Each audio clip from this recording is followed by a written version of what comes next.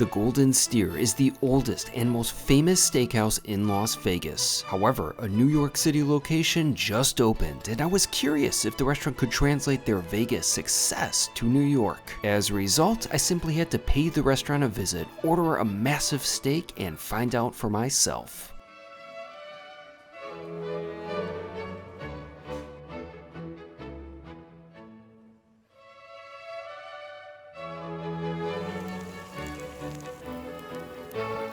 It's a beautiful day today here in New York City. Right now I'm in my apartment and it is absolutely snowing like crazy outside. I love this type of weather. I'm really looking forward to making myself a cup of coffee and settling in with a book. This is the type of weather that makes coffee taste even better. However, I'm not here just to talk about coffee and the weather, because one of the most anticipated steakhouses of the year just opened up a couple of days ago. I am talking about the Golden Steer. The Golden Steer is without a doubt one of the most historic and iconic steakhouses in Las Vegas. Legends have dined there, from Elvis Presley to Frank Sinatra. The New York spot is the restaurant's first location outside of Vegas, and I've been looking forward to this place coming here for a while. I've signed up for the restaurant's newsletter, I've followed them on Instagram, and for the past few months I've been wandering outside their New York restaurant location just trying to find any sign of when they'd actually be opening, because I wanted to be one of the first to grab a reservation.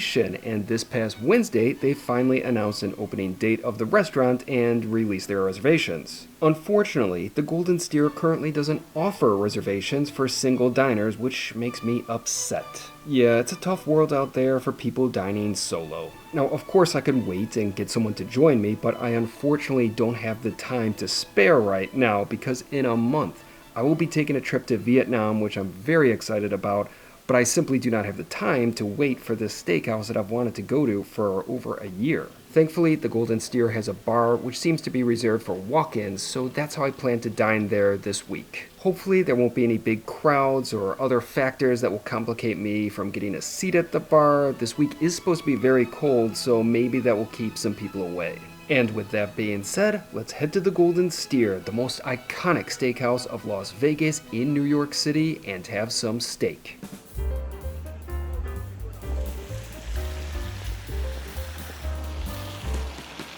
The New York City location of the Golden Steer is located in the Greenwich Village neighborhood of Manhattan. In fact, it's just about a block away from Washington Square Park and is housed within the iconic 1/5 building, which is nearly 100 years old. It was in March of 2025 that it was announced that the Golden Steer would be expanding to New York, but the original Vegas location goes back decades. Founded in 1958, the original Golden Steer is located between the Las Vegas Strip and downtown Vegas. It garnered a reputation not only for its food, but for its celebrity clientele, which ranged from legends like Frank Sinatra to Marilyn Monroe. While I haven't been to the Vegas location yet, I was no doubt excited for my meal at the New York restaurant. It was a cool, crisp Tuesday evening when I arrived to the Golden Steer right when it opened at 5 p.m. for dinner.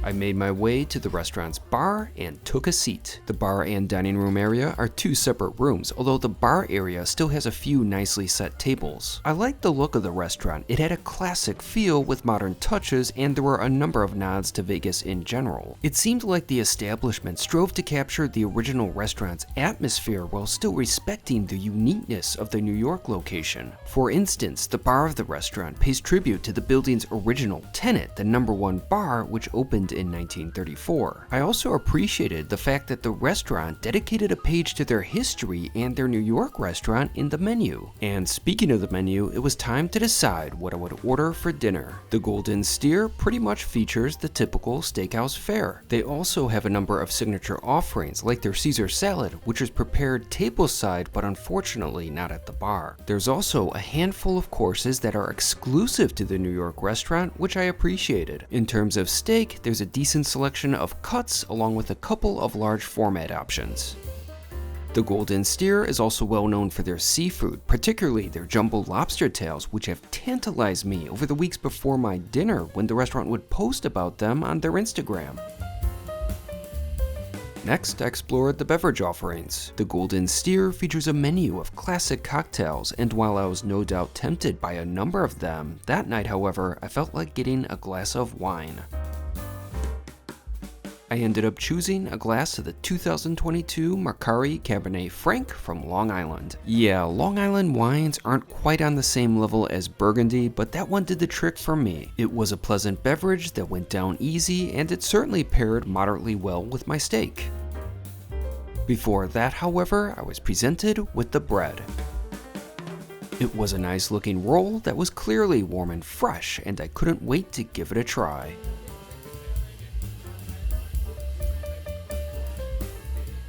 To put it simply, that bread was fantastic. It's a good thing that the restaurant only gave me one roll, because I would seriously be tempted to gorge myself on bread. I particularly liked the flavorful and vibrant seasoning on the roll.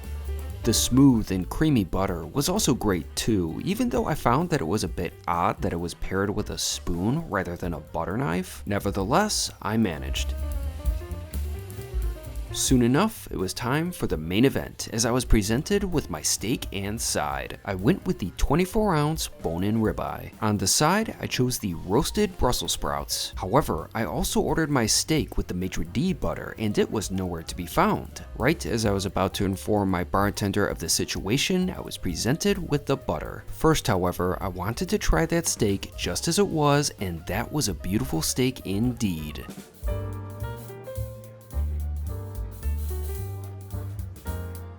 Now that was one hell of a ribeye. It's the type of dish that can turn a bad day into a good one. I loved it. In terms of the temperature, it was right on the mark with the medium rare that I requested. The meat was very tender and juicy, which was partly due to the fact of the cut's wet aging. It seems as though the Golden Steer primarily wet ages their beef, but their 50-ounce porterhouse steak is at least listed as being dry aged. When it comes to aging beef, I mostly prefer the dry aged method, as the flavors it imparts to the beef simply can't be topped by wet aging in my opinion. However, that ribeye still had great flavor.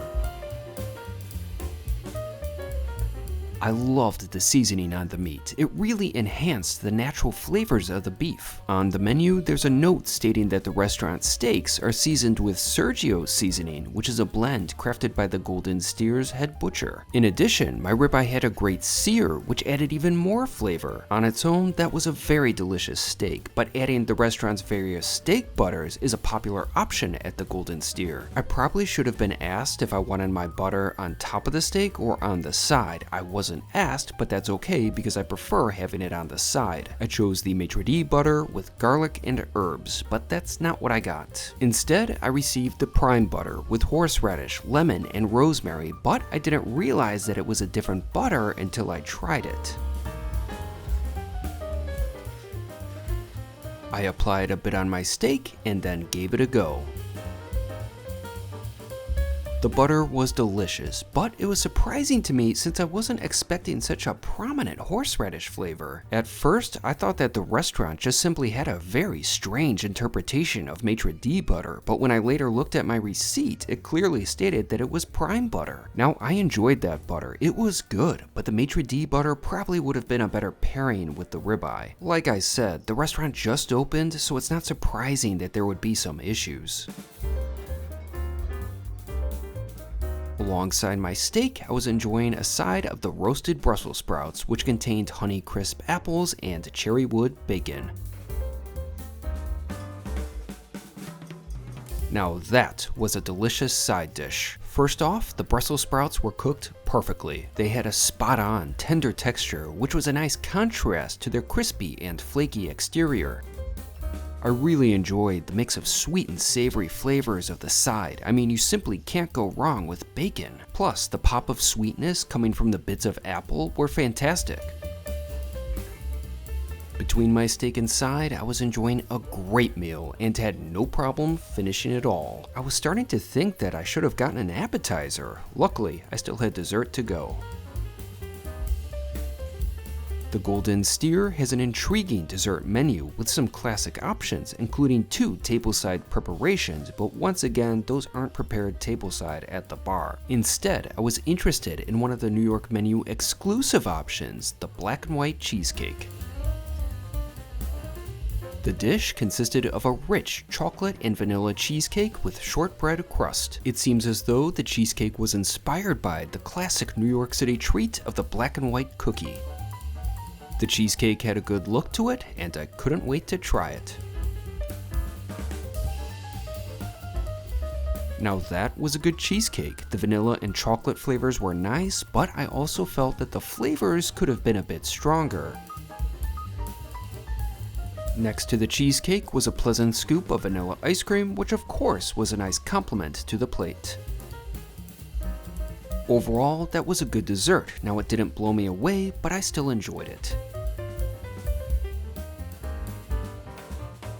After finishing, it was time for the bill, which totaled to $182.89, but with my tip, I spent just under $220. Yeah, that was costly, but steakhouses aren't cheap. Having said that, the steaks did seem to be priced a little higher than average, especially considering that they were wet-aged as opposed to the costlier dry-aged method. Having said that, I was still very satisfied with my meal that it wasn't much of an issue. As I left the Golden Steer, I was in for quite the surprise, as I ran into Yue from Yue Eats, who also dined at the restaurant that very night. All right, so I just finished my meal, and look who I ran into.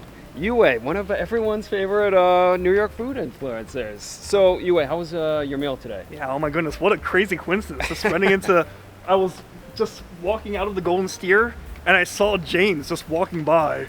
And I'm like, wait, did you just film here? He's like, I did. And I'm like, oh my goodness, what the heck? So we stopped and we chatted for a bit. So yeah, no, I thought it was great. I thought it was exactly like the one in Vegas. Like the Vegas one good to hear. is one of my favorite steakhouses, period. And I thought this was just as good. So it's, yeah, I mean, now I don't have to fly all the way to Vegas to eat. Yeah, much more convenient. No, it's great because, you know, I don't have anything to compare it to because I've never been to the Vegas one. So glad to get your opinion on that, though. And yeah, great to see you. Yeah, good stuff. Yeah, small world. Yeah.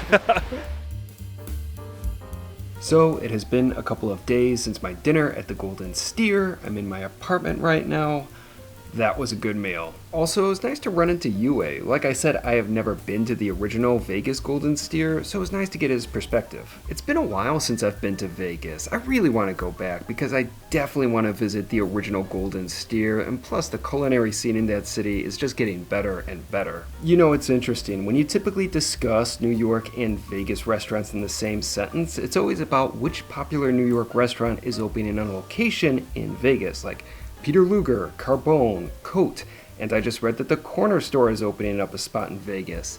It's not often that it's the other way around. But I think that the Golden Steer really did a great job with their New York expansion. It doesn't seem like it's a direct copy and paste of the restaurant, rather the New York location seems to have its own character. Plus, I love the fact that there are some New York exclusive dishes on the Golden Steer menu. Now, I really enjoyed all the food I had, although I do kind of regret not getting an appetizer. When you get a 24-ounce steak, you think it's going to fill you up. Maybe for a normal person, but not me. The other thing was, I was really going back and forth in my mind if I should do a sort of surf and turf, because the lobster tails, the shellfish, they seem almost as important as the steaks at the Golden Steer. Now, I think that's one aspect that sort of sets the Golden Steer apart from a lot of the other steakhouses in New York City. Of course, shellfish are very big at steakhouses, but the Golden Steer seems to take it to another level. And because of that, I think it provides some justification as making a visit to the Golden Steer warranted. Because let's face it, there are already so many amazing steakhouses in New York City. So it begs the question, can the Golden Steer stand out among those establishments?